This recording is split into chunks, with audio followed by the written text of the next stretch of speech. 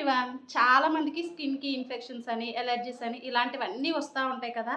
చాలామంది చేసే ఫస్ట్ తప్పేంటంటే, అలాంటి ఇన్ఫెక్షన్స్ గానీ, ఏదైనా ర్యాషెస్ వచ్చినప్పుడు క్రీమ్స్‌కి వెళ్ళిపోతా ఉంటాం కదా! అలాంటి వాటికి వెళ్ళకుండా ముందు మన ఇంట్లో చాలామంది ఇళ్లల్లో ఇలా కలబంద ఉంటది కదా!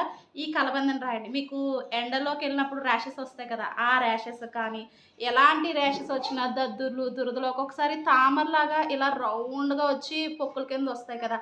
అలాంటివి వచ్చినప్పుడైనా కూడా ఇలాగ మీరు కలబంద రాసుకుంటా ఉంటే ఒక 1 వీక్ రాసుకోండి. నేను మొత్తం ఓవర్ నైట్ కూడా రాసుకొని ఉంచేసుకోవచ్చు. నేనైతే ఎక్కువగా నైట్ రాసేసుకొని పడుకొని పోతాననమాట. తలకి చుండ్రున్నా, ఏమున్నా కూడా ఈ కలబంద అనేది మంచిగా హెల్ప్‌ఫుల్ అవుతదనమాట. అంతే కాకుండా